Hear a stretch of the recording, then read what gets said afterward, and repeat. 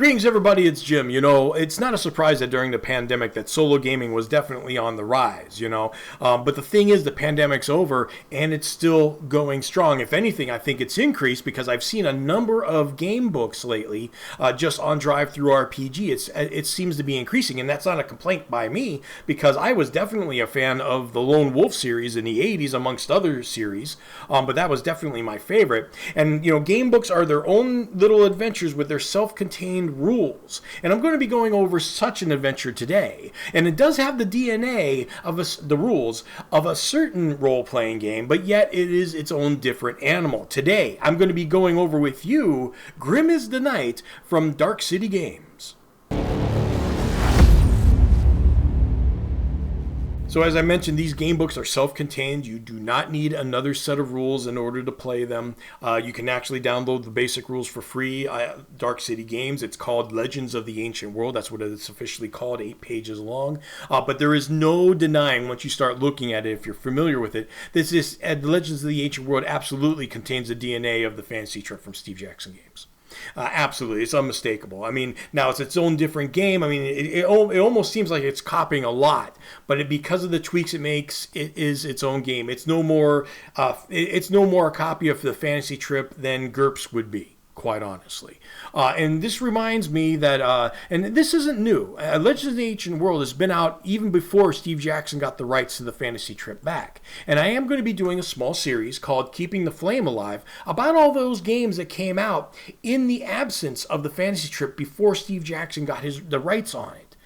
So that is actually going to be quite fun and exciting. I've already been going over the rules, and now because I've been going over Grim is the Night from Dark City Games and played Legends of the Ancient World, I can definitely say it is absolutely its own game with its own mechanics, and we're going to be going over that. Alright, so Grim is the Night is written by George Dew, as I think everything at Dark City Games is. It looks like it's a one-man operation to me, which is really impressive considering he's got like 13 modules out just for fantasy alone. He also has a Western rule set, and he has a space rule set and has a few adventures for each of those. Here's Edge of the World, also written by George. I'm going to be going over this now. I'm glad he sent me this, actually, because there are some things in here that I had to do a double take and say, is it like this in the older ones too? And it absolutely is, because as I go over this, I'm going to be going over, well, I want to say I'm going to go over with you the good, the bad, and the ugly. The truth is it goes in two extremes. It's either good or ugly. So let's go over that. So right away, I'm going to talk about the good news first, and that is because these are small print runs, any of the ugly things that I'm going to be talking about later on, the changes can be done, and none of them are really that difficult to do. They definitely need to be done, in my opinion, but it won't cost too much for them to just say, okay, here's the stock that we've got, chuck them, because I doubt they print more than 10 of these at a time, whether it be at their local printer or they do it at home, because you can tell this is homebrew, by the way, because of the white border around it, because that's called in the industry full bleed, where the whole thing just goes right to the edge. You have to go to a specific printer for that. Okay. Now, that doesn't mean that these are bad or anything, or less because they don't have full bleed. Matter of fact, I really like the way that Grim in the Night feels physically. Okay, now this is another reason why I'm glad I got Edge of the World, because this doesn't feel as well as Grim in the Night because there's a difference in paper. See, the thing is, the cover feels totally different because of the way it lies on the paper. So this has more of a textile feel, while Edge of the World is very smooth, and everybody's felt this before because everybody's printed something before and they feel that it's just smooth. This sets it apart. It makes it seem like it takes it away from the homebrew status just a little bit, and that's important. And the fact that the paper's a little bit thinner, which is unintuitive. Most people would think, oh, I want thicker paper, it'll feel better.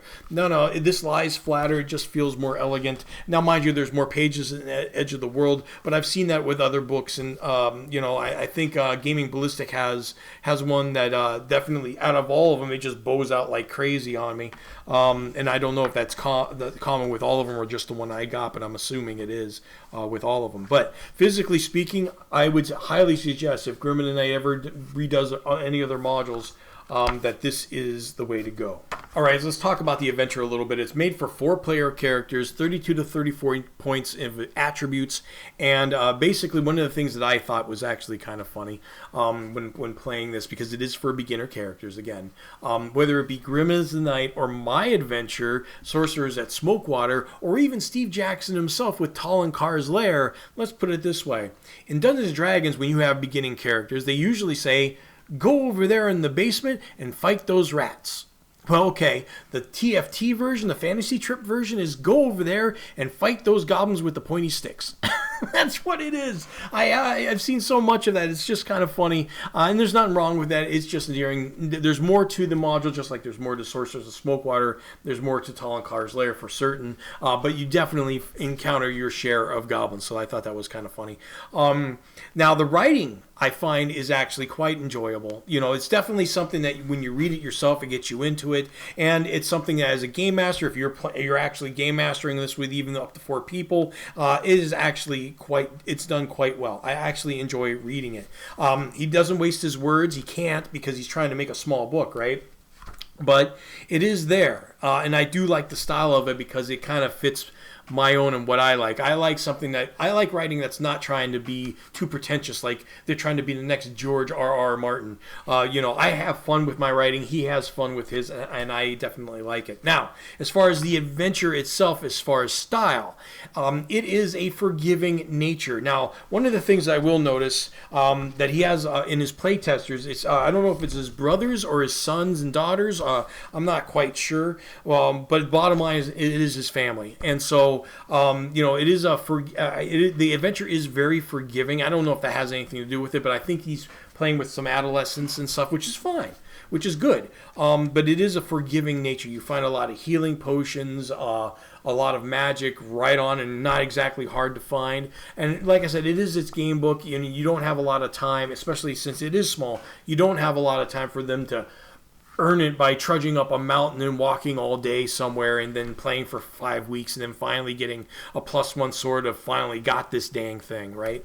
But it is a little bit more forgiving than maybe your normal adventure. Now, that doesn't mean that there aren't harsh spots in there, that'll happen that you're probably just saving up for. And it kind of reminds me of Dragon Hunt by David Pulver in that regard, that, everything was smooth sailing up until maybe 1 or 2 parts, and then it's like, oh, here's the fight. And I didn't, of course, I didn't play this twice. I only played it once, so there's other paths that I definitely did not encounter yet, so there may even be more. But yeah, expect a forgiving nature of the game, which is actually good, because one thing that I do like about Dark City Games approaches this, and it's definitely true with the rules, is they are trying to make it, I think, kid-friendly and new player-friendly. And of course, this is something that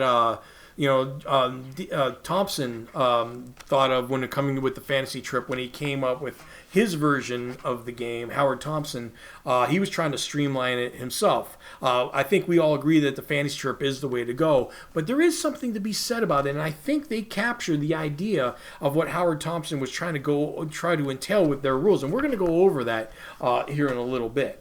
So this section is going to be a little interesting while I show you a little bit of the map here that's used for various scenarios. The left side for the wilderness, the right side maybe more for indoor encounters, and maybe alleyways.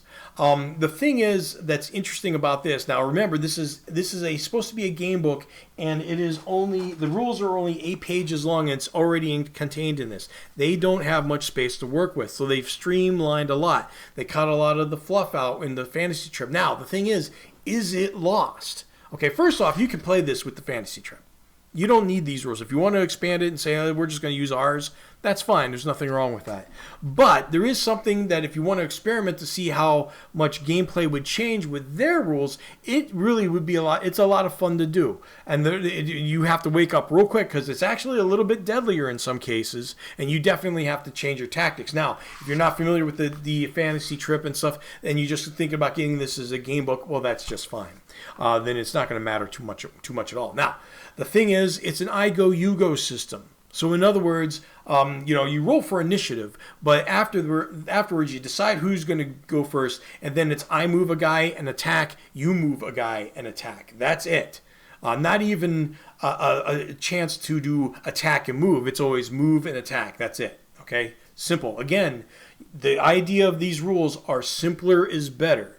Now, there are some holes in the rules that I'll get into later, but I defaulted by saying, look, if I don't understand a rule, I will go with the most simplest solution. Not necessarily the TFT solution, the fantasy trip solution. I won't revert back to those rules if it makes sense to just even do it more streamlined. An example would be they don't really talk much about switching weapons. Okay, in the fantasy trip, you switch weapons, it takes a turn, unless you have the skill quick draw. Here, it doesn't say. So what did I suggest? What I do? I just said you can do it. You know, if you're shooting with a bow for one turn, okay, and the next turn you're swinging with your sword. There's no quick draw. It's meant for streamlined play. Okay, so it's kind of like that. One of the things that happens, though, when you play the I Go, You Go, especially as opposed to the fantasy trip, is high dexterity characters can now go last a lot easier. Now, there is an optional rule in the fantasy trip that says you can wait, but that takes a little bit more paperwork and stuff like that, and you know how that goes. But here, since it's just I Go, You Go, it's not any paperwork at all. It's just like, as long as you're keeping track of who's moved and who hasn't, simple enough. Now, one of the things that I really thought was cool that I am so tempted to use in my fantasy trip campaigns is the way they do initiative and the skill tactics. Now, initiative, well, it's the simple part. You just roll a d6 and the highest goes, or the highest gets a pick to go first or not. The thing is, if somebody has the tactics skill, in the fantasy trip, they just get a +1 to their initiative roll. That's simple enough. But here, I like this. You roll your 3 dice against your IQ. Okay, so if you roll your IQ or less on 3 dice, you steal the initiative. Okay, and the reason that's interesting is because now the first thing is I was doing the math a little bit. I'm like, no, hold on. If you've got like a 12 or 13 intelligence, you are constantly gaining initiative, and that's very powerful. I mean, you are really taking it away from the other guy. So I might have some caveats on making it a 4-die roll. And if you have the advanced version of it, strategist, then you get the 3-die roll. And the only reason I say that is because of the fact that, there's a psychological thing that makes it fun. See, I love the fantasy trip, and it is proper. I have nothing wrong with the +1 to initiative, but I can't deny that it's drier. And when you're playing with people that just want to have fun, now, granted, fantasy trip players are a different breed. We like that kind of thing. You know, we like the numbers and structure the way it is. We don't need gimmicky stuff necessarily. However, depending on who you're playing with, people like rolling dice and like having fun and going shake with the dice.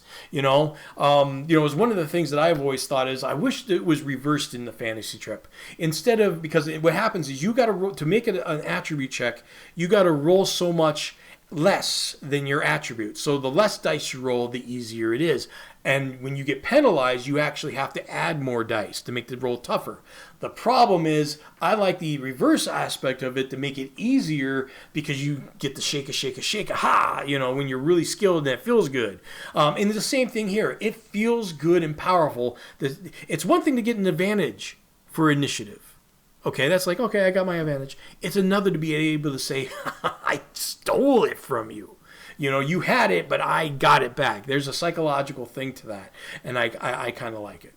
So 2 rules that are pretty interesting, 2 actions, I should say, that really change the aspect of combat is dodge and counterattack. Now, counterattack is easy enough to understand.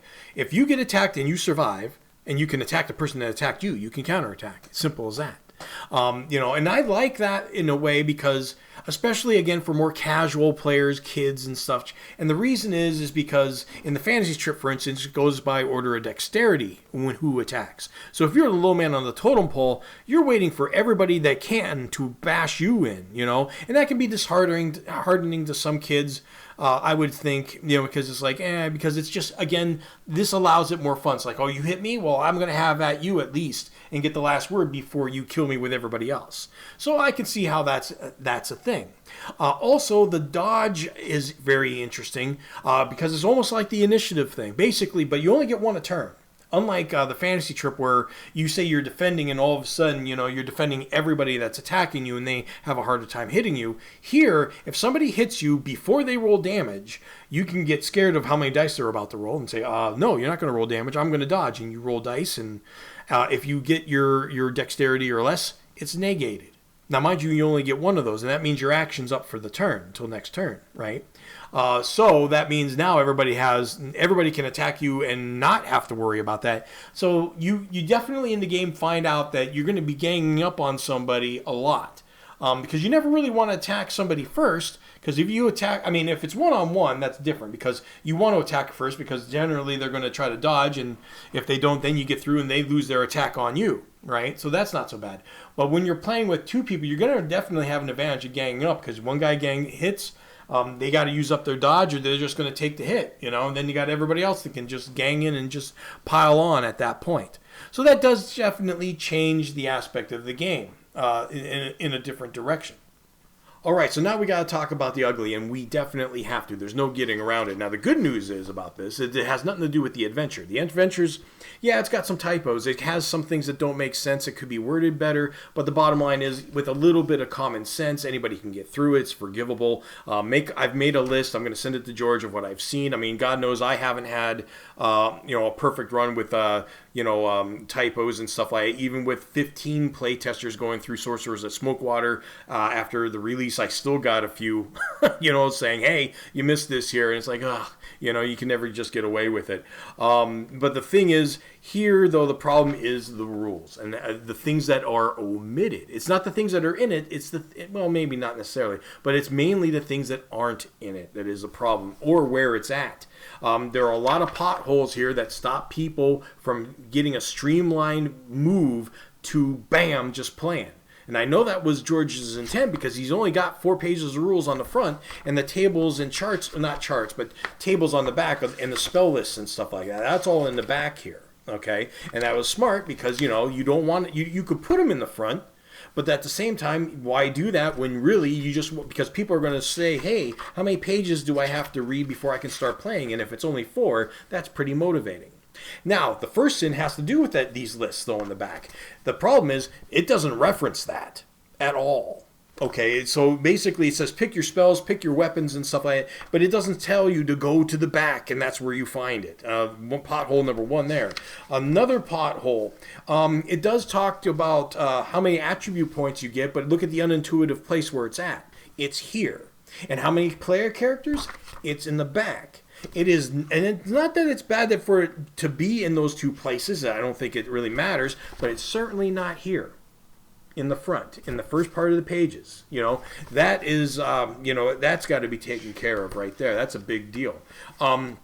Also, as far as there's missing parts, as far as questions that most people who play these games would ask: range, line of sight, switching weapons, does it take a turn? All these need to be answered at least a little bit, or just say it doesn't exist to ease them up. And the good news is, though, there is room for it. Now, I know that there's only 4 pages and it's all filled out already, but there are places that they can omit. Like, for instance, character development can absolutely go to the end of the adventure. You don't need it at the beginning of the adventure, that at all. And that's like practically a column there. Another half of a column is on sample characters. You don't need that either. So there's plenty of room for extra explanation about this, that, or the other thing. And I'm going to go into the number 1 reason why these things were missed. And the reason they're not being found is because of a lack of playtesters. There's nothing wrong with the playtesters they've got, except for the fact that they're very familiar with the rules. This is definitely his family and friends, and they've been playing it for a long time. So the things that what they've been doing is they've been going through the rules, and they know what they're familiar with, so they can catch if something's written wrong, but they can't catch things that are omitted. Much like the coin thing, or how many player characters are in this adventure, because they just played it and they were playing with George probably, and he said, yeah, you get 4 characters, but they didn't get that. The key is to get this adventure into the hands of somebody that doesn't know the system, and that includes the fantasy trip, because quite honestly, something might have gone over my head, because I kind of made an assumption of what the rules were. Give this to somebody who only plays D&D, has never heard of the fantasy trip, or maybe even role-playing in general, and see if they understand, see if they get it. And then they'll tell you real quick about what's missing and what's not. Now, the biggest reason I can think of why this is important is because of the loss of potential here. See, the thing is, I think all of his customers are fantasy trip players, right? And that almost sounds too obvious to mention.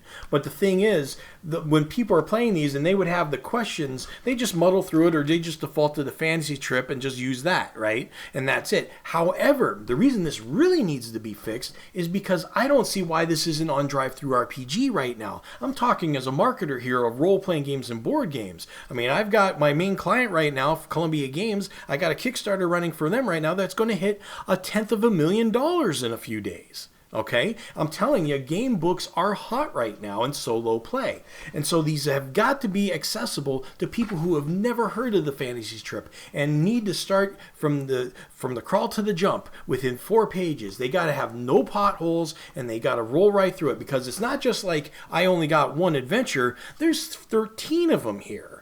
Okay, that's 13 potential purchases that they ain't going to be making. Now, the thing is, Drive-Thru-RPG does take 30% of your take, but hey, they got a customer base much more than any small company would ever have. It's worth that 30%. As a matter of fact, to most small companies, it's actually worth like 50 or even 60%.